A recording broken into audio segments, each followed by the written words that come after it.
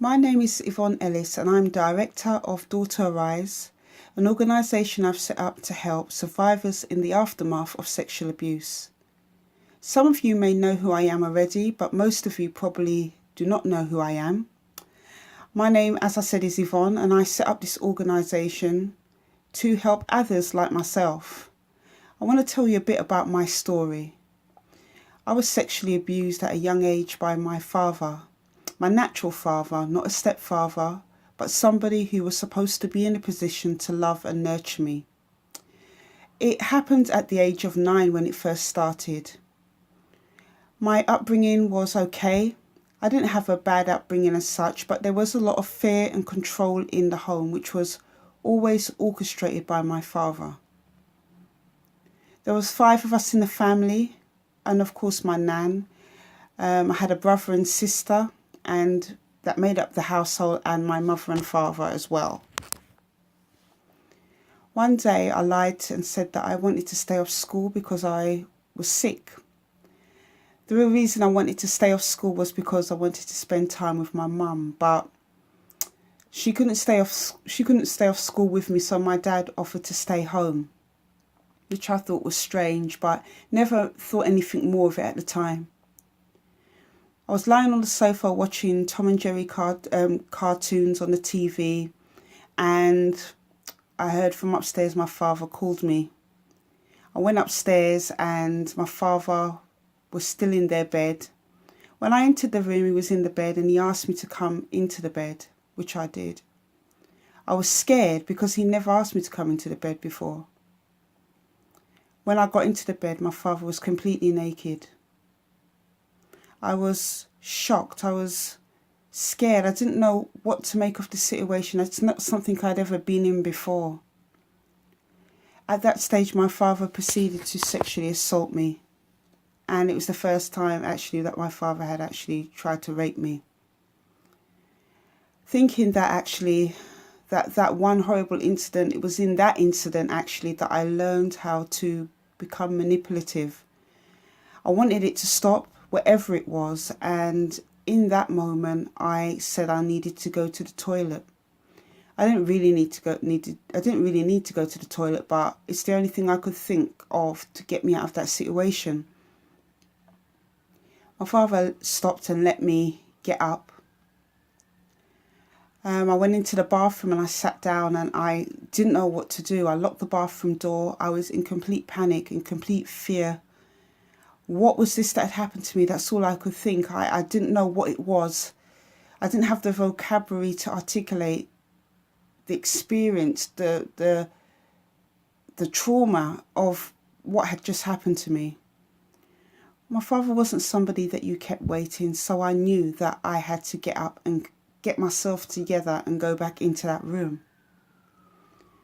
Still feeling scared, I did that. But thankfully, thank God, he didn't proceed to do anything else. He just sent me to my room. I just went to my room and I just felt so dirty, so ashamed, so filthy. I was so upset. My brother and sister were at school. My mum was at work. And I was terrified that he was going to do it again. I thought maybe it might have been a one-off, but it wasn't a one-off. No sooner had that started, my father proceeded to tell me that from the following days, any time I went into the bathroom, that I was to call him when I had my evening wash. Now, my mum's bedroom was opposite the bathroom. And when she came in from work, she used to like to sit on her bed and watch the news. So she would see when he would come into the bathroom. She never used to say anything. When he used to come into the bathroom, my father would assault me. He would put his fingers in my vagina and my bum. He did these things to me. And I felt so humiliated. I felt so disgusted. He said to me that it was normal for fathers to do these things to their children.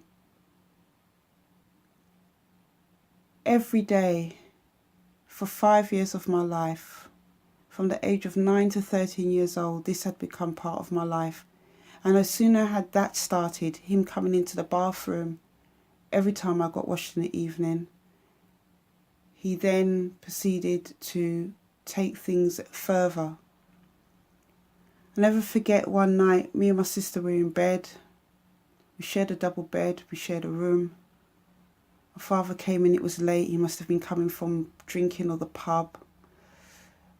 He whispered to me to get up and to put on my coat and go and wait under our stairs.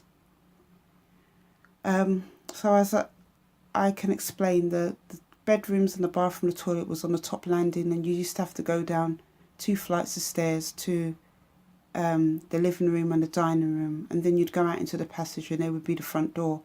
I was told to wait under the stairs, which I did. It felt like an eternity waiting under there. I only had my nightdress on, my coat and some shoes.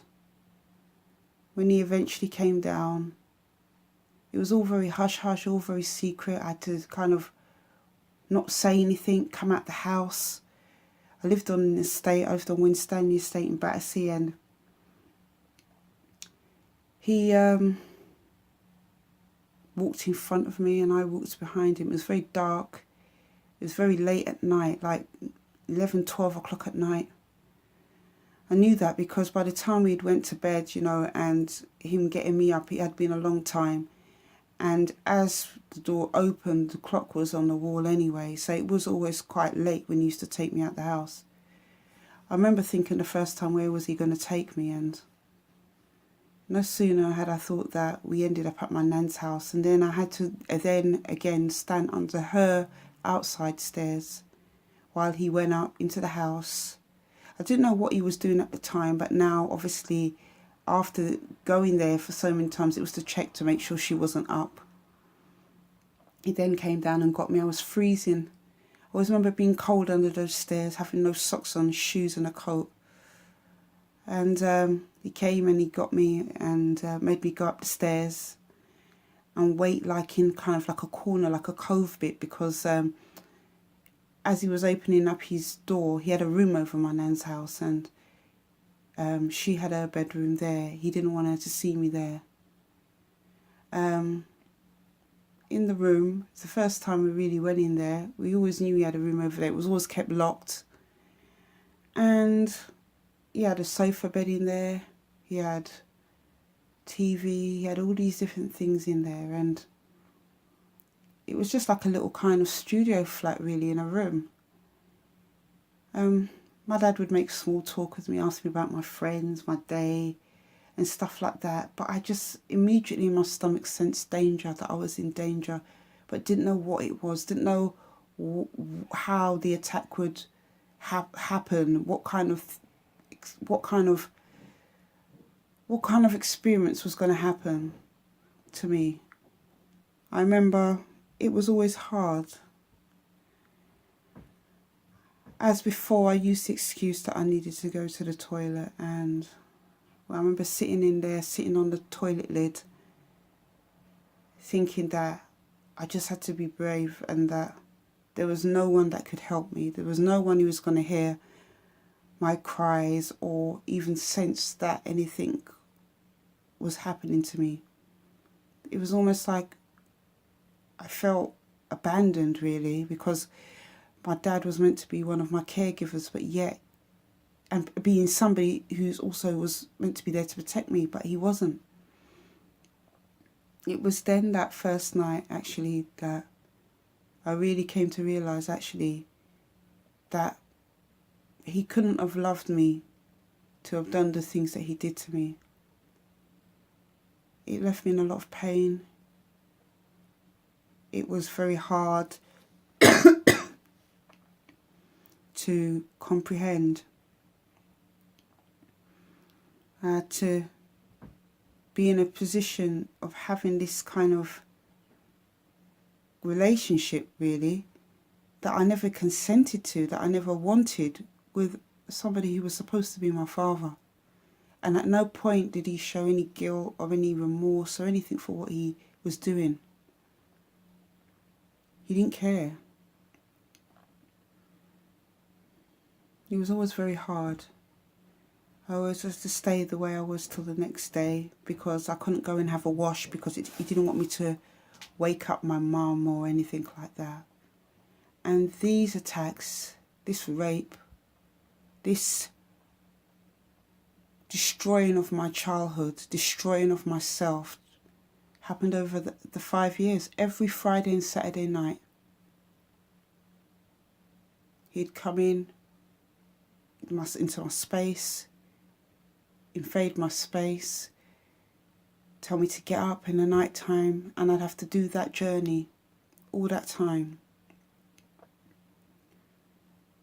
School was a safe haven for me, and I was okay once I was at school, but as soon as 3:30 came to leave to go home, the stomach aches would start. I always had stomach aches, and it was just always very, very hard. I had a name for what happened when I was 13, and from then, that's when Childline came into the school, and I decided, actually, it didn't just happen. I didn't just get a name for what had happened when I hit secondary school. I was a bit out of control with a lot of things, and that's something I will talk about in other podcasts. But basically, Childline came into the school. They just opened, and they were going around the schools giving talks about what abuse was. And it was then I finally had a name for what my father was doing to me, which was sexual abuse. I almost imagined maybe that I would jump up and be able to say it, but it took a little while, and eventually I told a friend of mine. The reason I want to share this with you on this podcast and share my experiences with you is to show you that there is hope after going through something as traumatic as sexual abuse. Whether it's happened to you once, or whether somebody who's supposed to be somebody who you love and care or know has done it to you once or done it to you 10 times, it doesn't matter. It is sexual abuse, and in the eyes of the law, it's a crime. It is against the law. It is prevalent in all areas of society. And as a matter of fact, it's one of the biggest things that is keeping this society bound. It makes you feel guilty. It makes you feel ashamed. But, I thank God really for what he has given me in the ability to be able to voice my experience and to be able to share with others who ain't on that same path yet. I want to be able to encourage you and show you that no matter how bad you think things are, they can always get better, because until you're able to voice what's happened to you, healing can never start. Healing can never begin to really do its true course of work. There was a price to pay for me speaking out. I was ostracized from my family. I ended up in care. I was ostracized from my family. Only one sibling believed me, and that was my brother. Relationships were destroyed. There was a lot of dysfunction. But I don't regret speaking out. I don't regret voicing what has happened to me, because in doing so, it has allowed me to be able to help other people. So I hope over the series of podcasts that I do, I hope that it can open up a discussion about sexual abuse. I hope that people will begin to talk about the effects of it and why in society is it such a taboo subject. Yes, it's been opened up in certain areas of the media. Unfortunately, as with our culture that is obsessed with celebrity, it's only when a celebrity or so-called important person has done something like this that is talked about. But I'm really hoping that we can talk about it in an honest and basic way without having to have all that. It shouldn't have to take a celebrity doing that to be able to talk about it.